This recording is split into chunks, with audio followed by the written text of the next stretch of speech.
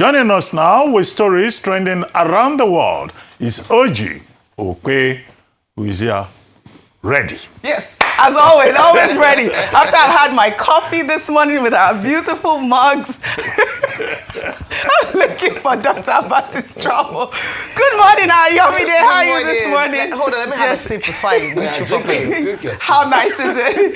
Rufai, cheers to you. Cheers. I hope we have a great morning this morning. Isn't it beautiful? But you know, we're starting on a very If you want to buy the note. merch, you know where to go. We'll direct you. Arise merch. Well, all right. Well, good morning to you guys. And good morning to you viewers. Let's begin what's trending with the good news. From Niger State, as 100 students of St. Mary's Catholic School who regained their freedom from abductors on Sunday are heading home. President Bola Ahmed Tinubu has commended security agencies for securing their freedom. The students were received by Governor Umaru Bago at the government house in Minna on Monday after they had spent 2 weeks in captivity. President Tinubu expressed joy over their safe return, but charged security agencies to ensure the swift release of the remaining 153 students and 12 teachers still in captivity. Well, here is the movement. The students were received at the government house in Minna.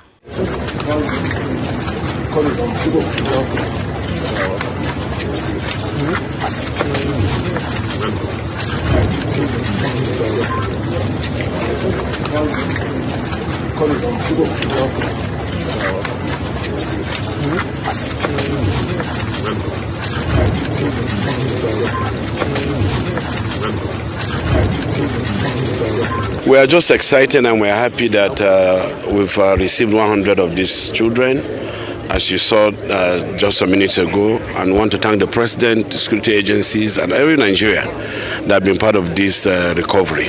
And we are hopeful by the grace of God we'll get the remaining very, very soon. We're glad to see these children have been freed. President Tinubu has also assured parents that both the federal and Niger State governments are working closely to reunite all abducted students with their families and has charged the security forces to prevent future kidnappings and ensure schools are no longer soft targets for terrorists. Well, according to reports, the rescue followed intensified military operations, aerial surveillance across Niger, Kwara, and Kebbi states, and deployment of community hunters in the forest. Yet, no arrests were made. Let's take a reaction on X. This person wrote, "How do these kids return without corresponding arrests or neutralization of the terrorists? How do you convince them to release the children without incidents? Your negotiating team must have a great power of conviction. Or are there some under-the-table transactions that the citizenry are privy to? I know that your government wouldn't pay ransom to terrorists. That would be gross irresponsibility. Of course, that's beneath you. But we, the ordinary citizens, are just curious as to how you're able to pull these negotiations through time and time again without incidents." We know that, the Christian Association of Nigeria, in a statement on Monday, said it had not received, official notification regarding the release of the 100 abducted students. The chairman of CAN Niger State chapter, Bishop Bulos Yohana, noted that while it would be cherry news to learn of the abductees' freedom, no information about their current whereabouts has been delivered to the grieving communities, raising questions about coordination between security agencies and key stakeholders in the release process. Now, we've seen this video, and the Niger State government has said that they're going to return the pupils to their family, I believe, hopefully after some sort of rehabilitation. We're glad, we're happy that our 100 young children are back home. Kudos to the security forces that helped to secure their release or freedom. But the question is still out there. Where are the terrorists who abducted these children? Where did they find them? Where are the remaining children? Big question, Oji. And yes, like I said this morning, on the hearts of parents, well-wishers, loved ones, or anybody with a conscience or a heart, what you're looking at when you see a release like this is, thank God the children are back. Yes. Even though not all of them, we're told this morning 315 abducted, students and teachers, 50 escaped, 100 now rescued, so it means that 165, still more than those who were taken, are still in captivity. So first of all, let me say thank God that they're back home. We are grateful to the security operatives and all those who were involved in their release. However, a bigger question would then be what we've been asking for, whether it be from Kebbi State or in Niger State, would be what kind of release is almost as if Nigeria is writing a new script on how rescue operations are conducted in such a way that rescue operations are conducted where there are no arrests. We don't have an opportunity to have that peace of mind that this will not occur again because the perpetrators or the people behind this have been apprehended. And it means that people will wait with bated breath as to where would be the next location based on what their agreements are. I also think there's a suspicion around this phased approach, or shall I say batch approach, to the release of these students. Why is it that only a few have been released at this time? Why were they not all released at the same time? I cannot imagine the anguish. 2 parents, by the way, have died whilst waiting for their children. And when you look at the faces of how young they are, you can understand the trauma that the parents and the children must have faced in the 2 weeks since they've been in captivity. I believe that whilst we celebrate on one hand the fact that these children are back home, which is what we have been calling for, and salute the efforts of all the security stakeholders who secured their release, the bigger question, in order for us to have that assurance that we won't see a reoccurrence or that we are proactive, is an apprehension of the terrorists who abducted them in the first place, a full going through of the justice system, facing prosecution. If found guilty, let us see the penalties for that, because this also acts as a deterrent for those who might have an idea of going into this life of criminality and terrorism, not to do with that. If you dare venture into this, you will be caught, you'll be found out, and you will face the full wrath of the law. Unfortunately, that assurance is not there. Instead, it looks as if there's some form of negotiation. It's not just about payment of ransom. It's also the fact that it seems there's a similitude of negotiations happening, and this government has continued to maintain that they will not negotiate with terrorists. It means that somebody is lying. All right. Ayo, you're spot on. You asked the question, Oji, where are the terrorists? Please ask the government that knows them so well, that they romance themselves, that they call them on the phone to release people, that they can even give you blow-by-blow accounts of what is going on with the people kidnapped.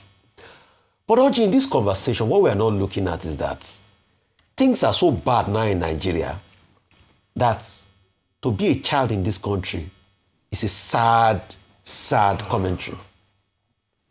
Do you know that it is children that are kidnapping these children? Have you seen the picture of some of the terrorists that were killed? Those that come on TikTok. We've seen their They are children too. They're young boys. So what we have in this conversation, we have not even talked about the child soldiers that have emerged in Nigeria. Nigeria has now become a den for child soldiers. Yes. And you know, former President Olusegun Obasanjo had raised that in one of his interviews where he talked about how Gumi cried when he saw these young boys in the forest and they are drugged out. They have access to guns, they have access to drugs, and they have no future. These terrorists in the forest. It's a double whammy. Yes. We're saying they are kidnapping children, but it is the children, the future of this country, that are also kidnapping the children that they've misled, that they've destroyed their lives, that they have become terrorists today. In all of this, the government now said they've done a deal, they release people. What about the parents that died? So nothing will happen, right? The cycle will continue again. You will keep talking to them. They will kidnap again. You will release them. Just like we had the Kankara boys. It's not agreements. Right. Then we had the Dapchi. You will kidnap, they will release, and the government has not solved the problem. All right. Why is all of this happening? Because the government is not ready to end the pervasive level of insecurity. If the Nigerian state, like I said, is ready, then it will end. And that's why, like I said before, Oji, this talk about, don't say President Tinubu should resign. When all of this was happening under Jonathan, did President Tinubu call for his resignation? He did. All right. If you violate a constitutional requirement, should I not call for a resignation? I should. Section 14, subsection 2 talks about the security of lives and property being in the hands of the state. If the head of state violates that by not providing security for the people, what has he done? Has he not violated the constitution? It's not grounds for him to resign. All right.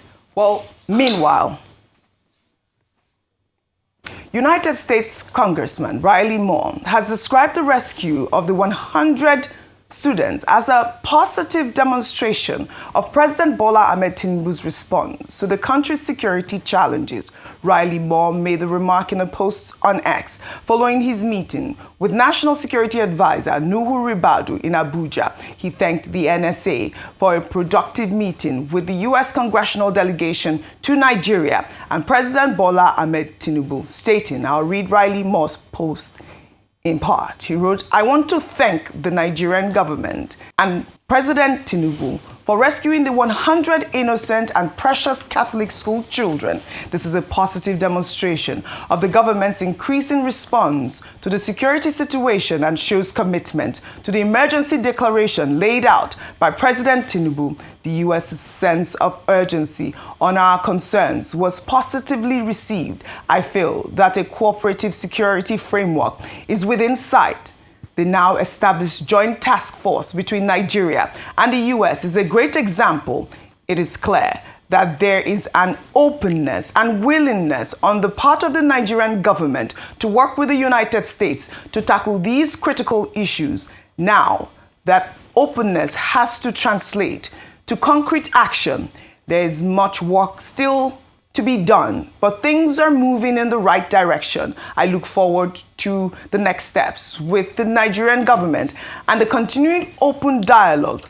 Peace be with you all. God bless the great people of Nigeria. Dr. Bati, I wanted to read out the tweet, just so that we can have context to what he was actually saying, praising the Tinubu administration, especially for the rescue efforts with the 100 school children that were released on Sunday. Now, Riley Moore also met with Benue State religious and traditional leaders to discuss ongoing violence in the Middle Belt region. The lawmaker posted a photo of his meeting with Bishop Wilfred Anagbe, Bishop Isaac Dugu, and James Luriza, traditional ruler of the Tiv people. Moore described the meeting as an honor, stating that Christians in the region will no longer suffer in silence and that the United States has heard their cries. Over to you. Okay, first, I do not subscribe to the idea of anybody saying President Tinubu should resign. That's not part of the conversation. President Tinubu did not start insurgency, banditry, or terrorism. He inherited it. And if what Congressman Riley Moore is saying is anything to go by, this is a man who has come on a fact-finding mission after all that back and forth between the United States and Nigeria, saying that he is convinced that the Nigerian government is committed to open dialogue and to cooperation, and that the Nigerian U.S. Joint Working Group, chaired by NSA Nuhu Ribadu from our side, is working.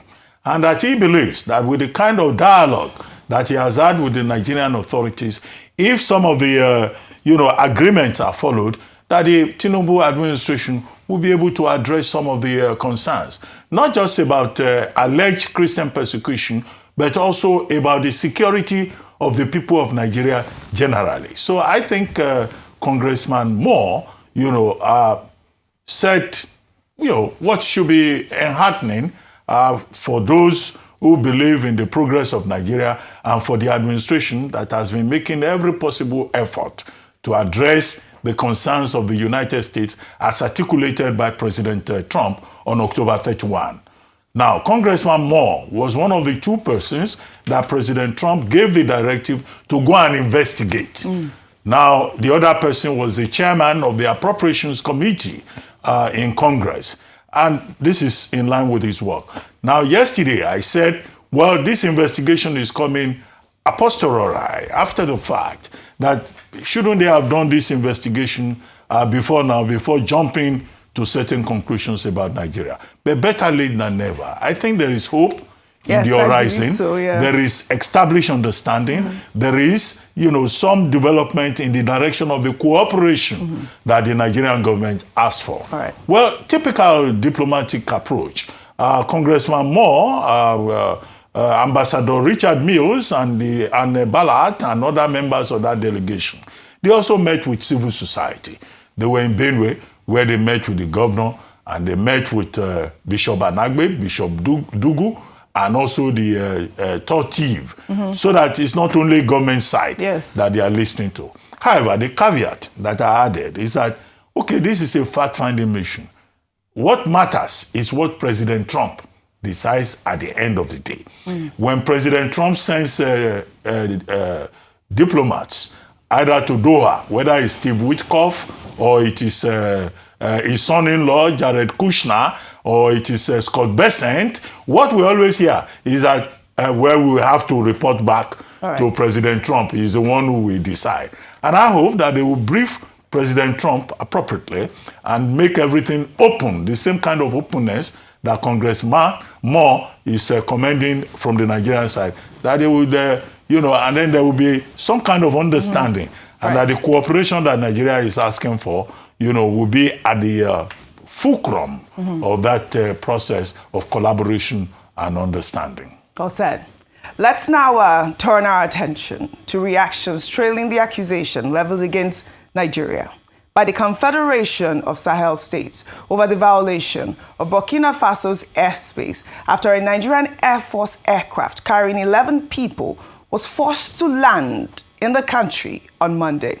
In a video message, Mali's Minister of Security read out a statement by the Confederation of Sahel States condemning the violation of its airspace and the sovereignty of its member states. The Confederation described the incident as an unfriendly act carried out in defiance of international law and aviation rules and threatened to place its air and anti-aircraft defenses on maximum alert with authorization to neutralize any violating aircraft, eliciting reactions. And I'll take some posts next. This person wrote, "Emergency landing or not, detaining Nigerian military personnel is an unnecessary escalation. Issues like this are supposed to be resolved through swift military-to-military communication. West African countries must stop turning brothers into enemies. Today it's Nigeria, tomorrow it could be them. Diplomacy must lead, not ego." Another ex-user wrote, "We stand with our troops. Diplomatic channels must be respected. But unjust detentions aren't the way forward. Hoping for a swift, peaceful resolution and the safe return of our personnel." Now, Ayo, we know the Confederation of Sahel States is made up of Burkina Faso, Mali, and Niger, which formally exited ECOWAS in January following military coups and suspensions from the bloc. The Confederation says the Nigerian aircraft had an in-flight emergency in Burkina Faso's airspace and had to land, but the Nigerian plane had no authorization to fly over their territory. So the official statement is signed by Air Commodore Ehimen Ejodame, who is the Director of Public Relations and Information.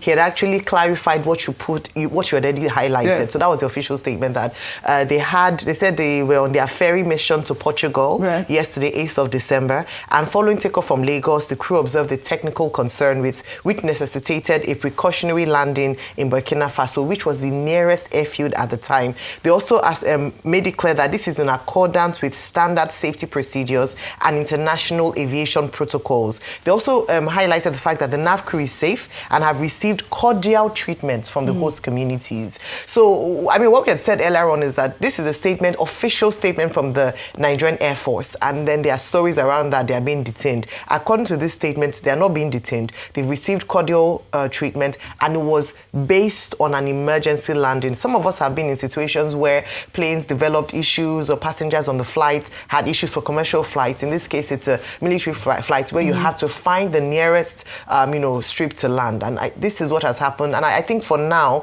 I'll stand with the official position of the Nigerian Air Force until proven otherwise. But this is what they have released this morning. Okay, very well said, very well said. Well, now in Sokoto State, several reports indicate Nigerian security forces launched an operation around 9 a.m. in the Sabon Benin forest on Monday and successfully killed 7 terrorists. According to eyewitnesses, other terrorists escaped as troops moved to capture them. The troops worked in collaboration with farmers in Fadama Tara and local vigilantes on the successful mission. Well, in light of this, let's take a moment to highlight the Nigerian Air Force and their push in fighting back against terrorism. I was built to be the best, number one and nothing less. lead me to my destiny. I have waited patiently. I have vision, oh I believe. I know I can count on me. So stand up for the champions, for the champions. Stand up, stand up, stand up for the champions, for the champions. Stand up for the champions, for the champions. Stand up Of the Nigerian Air Force. for the champions. Dr. Bati was dancing behind the scene, but we have to always find a way to, highlight the efforts of the military. I'm really excited about this incident that occurred in Sokoto State, which has been, a hotbed in recent time of, kidnappings and banditry. And it's good to see that, our Nigerian military are doing what they're doing. They're even working with farmers and vigilante groups to secure the territory. Dr. Bati, a quick word before I go to Anambra State. Well, I mean, just to commend the Air Force, anytime they do well, also the armed forces, generally, not just the Air Force. But I keep making the point that, they have a tough task. Yes. And they are overstretched. The Nigerian armed forces, they are overworked. Now, the president has directed that they should recruit more persons. And then also, there's also the directive that anybody that is due for retirement should not go on retirement, should just stay and, take on this task. But, we need more boots on the ground. We need more collaboration, interagency collaboration, which was why the new Minister of Defense, General Christopher Musa, was making that point about collaboration among the various agencies. And that's very important because, we can't be using soldiers to do police work most of the time. So the attempt to upgrade the security agencies is very important. So when they do well, we'll praise them, but we should also not overstretch them. Yes. We should also pay attention to their welfare. Right. 100 billion naira has been recommended, approved by the National Economic Council. That 100 billion naira should be well managed. Correct. So that there will be motivation. Ayo calls it the mindset, so that the mindset, can be strong for them to continue to serve. And training facilities and equipment should be made available. Yes. That is what is important. Correct. And a quick comment in Burkina Faso, the story. The situation in Burkina Faso, the press statement that Ayo read, that's exactly what the Nigerian government has said. It was just a safety procedure. They were on their way to Portugal. But at the same time, it's good to hear that the authorities in Burkina Faso, they've been they've been very nice to our men. The thing is, the Alliance of Sahel States may have exited ECOWAS in January, but you still have to continue to engage them. Yes. 5 out of the members of ECOWAS have military rulers, but they are still within this space. And ECOWAS made some concessions about trade, about tariffs, but we hope that someday, it will be one happy community once again, as envisioned by the founding fathers of ECOWAS in 1975. Well said, Dr. Vati, well said. Now to Anambra State, where residents of OjyOkpe are on the edge after the wife of an Anglican pastor was killed on Sunday morning after gunmen attacked St. Andrew's Church and set the building on fire. An eyewitness said the gunmen appeared to have been targeting the pastor, Venerable Obese, who escaped. Well, here's a video of the aftermath. Now, with this one, we have lost two vehicles now, and a machine, motorcycles. This is the pastor's house. I was burned down and raised to ashes. Jesus. This is the pastor's car. Burned down. Ukochukwu's car. Burned to ashes and building. It's quite unfortunate that at this time in our community, when we are trying to see that we gain back our community, things like this are happening. It's quite unfortunate. Norify, the police spokesman for Anambra State, Tochukwu Ikenga, confirmed the attack as well as the killing of the pastor's wife, adding that the police commissioner has condemned the attack and assured the families of the victims that the perpetrators will be tracked down and brought to justice. This is the police statements that we received, and this is the sort of statements that we see whenever such incidents occur. Rufai, my heart bleeds for this sort of stories that come out about these killings and burning down of churches. So this also coupled with the killing in Lilu. Yeah. All right? The police will always say, we'll track down the perpetration and break them down. How many have we tracked down? How many have we brought to book? How many of those that have perpetrated these heinous acts against people have been brought to book? The kidnappers that kidnap people in Kwara, have we brought them to book? Those that release these people, have we brought them to book? So you see, that's the massive level of insecurity. And I keep repeating this. For those that have ears, let them hear.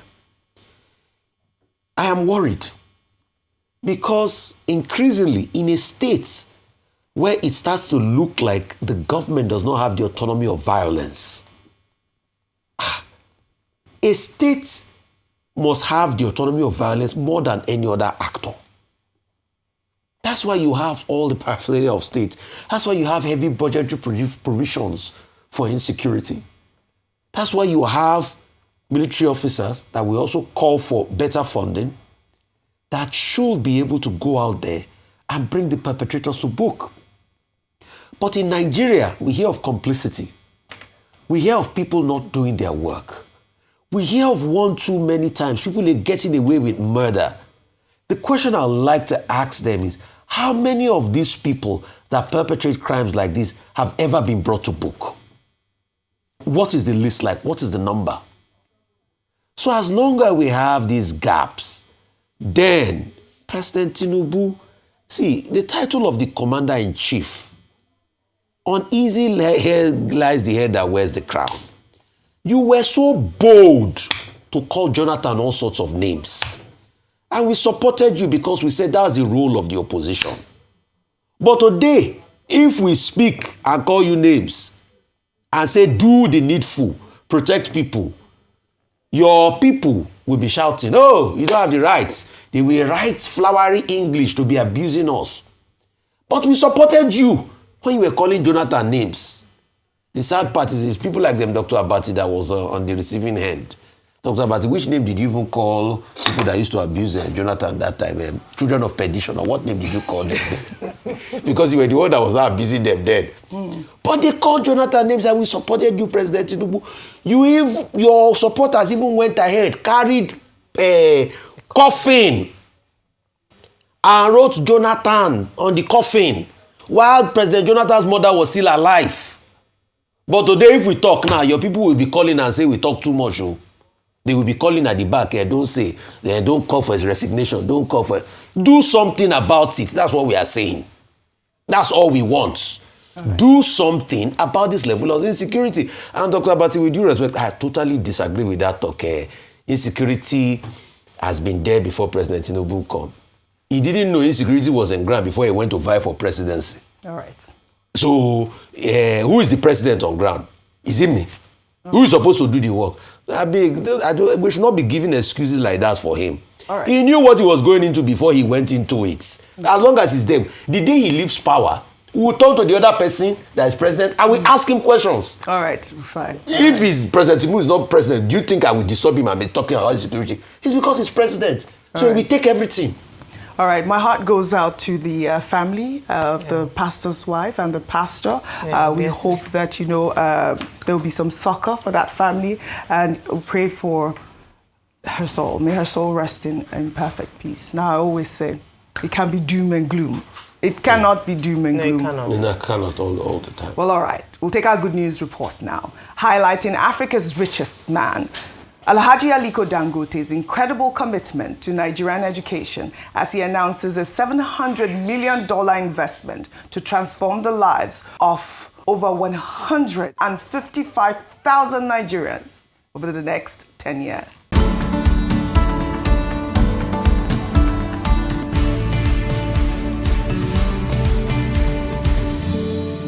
Alhaji Aliko Dangote, chairman of the Dangote Group, made the groundbreaking announcement on Sunday at the 2025 Doha Forum in Doha, Qatar. Speaking during a panel session that features Bill Gates, Dangote explained that the investment will support students across secondary schools and universities in Nigeria, aiming to reduce the number of out-of-school children and provide more manpower with the technical capacity to advance the economy. The industrialist emphasized the importance of partnership, citing his collaboration with the Bill and Melinda Gates Foundation to eradicate polio in Nigeria. Dangote revealed that the fund, which launches next week, will run for 10 years before review, addressing Africa's significant challenges in training and education. We just about to launch also because of the young population that we have, and we have a lot of children out of school.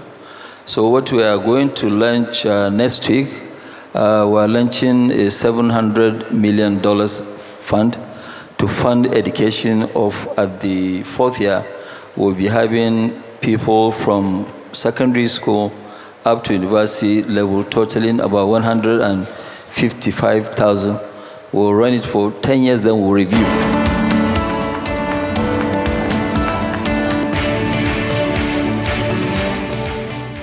Congratulations to Aliko Dangote for this monumental investment in Nigeria's future. $700 million in education funding. This is nation building at its finest. From eradicating polio to now empowering the next generation with quality education, Dangote continues to prove that private sector leadership can transform lives. Congratulations, Aliko Dangote. A quick word. Excellent. Very, very good move. And I said it offline that he's been known, he's been consistent in his philanthropy. He's a philanthropist par excellence and has been able to use his wealth to enrich the people of Nigeria.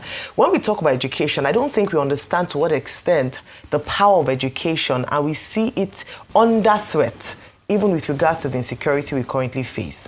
And the truth is that the North is significantly impacted by this. He is a Northerner himself. Yes. And I want to believe that a reasonable amount of this money will go to the region he's from. Mm-hmm. We've often talked about Nigeria's out-of-school children being the highest in the world. We have a lot of areas to tackle in education, and to see leaders like himself take that forefront is amazing, and I hope others will follow the path as well. Absolutely. When we want to talk about, on our final notes, when we're talking about tackling the issues of education in Nigeria, we cannot just look at the federal government. It must be a collective effort with both the public and private sector. And this is what Alhaji Aliko Dangote is leading on. Congratulations and thank you and well done to him. We want to see more of this amongst private. We want to see more private sector individuals do this. Take on such roles. Africapitalism is what it's called. Yes, absolutely.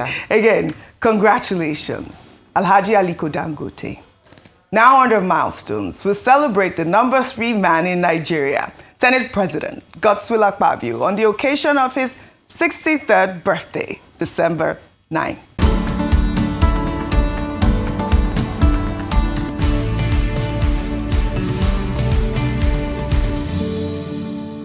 Akpabio was born in 1962 in Esen Udim local government area of Akwa Ibom State. After graduating from secondary school and getting called to the Nigerian bar, Akpabio worked as a teacher before taking on a legal career. But by 2002, Akpabio entered the world of politics when he was appointed the Honorable Commissioner for Petroleum and Natural Resources in Akwa Ibom during the administration of Obong Victor Atta. By 2007, he contested and won the governor race, becoming the 3rd elected governor of Akwa Ibom State, where he championed projects such as the Godswill Akpabio International Stadium, free healthcare for the elderly, pregnant women and children under 5, as well as the popular Ibom Hotel and Golf Resort. In 2023, he was elected as the 10th President of the Senate, a pivotal role that sets the tone for Nigeria's legislative agenda and the nation's priorities.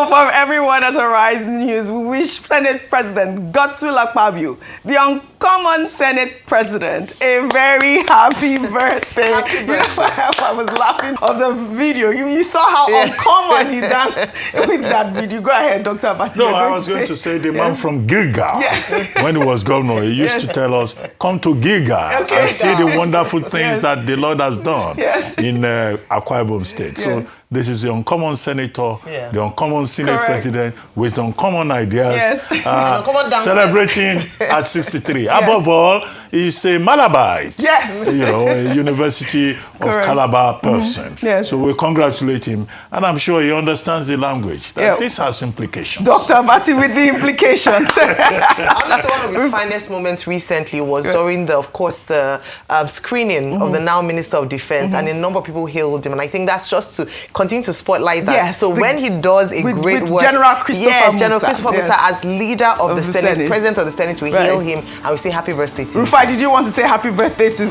the uncommon Senate President? No, I'd like to say happy birthday. And that point was a very good point, what I spoke about. Senator Akpabio, please send prayers to our email. Well, all right. No, we don't use prayers. On that note, we talk about implications. Prayers. Well, on that note, Rufai, off your mic. Off your mic. We're not looking for that kind of prayers. I'd like to thank you for your great analysis, as always, on what's trending. Again, happy birthday to the uncommon Senate President, Godswill-Akpabio. Well, that's all I have for you guys on what's trending today. I'll see you all tomorrow.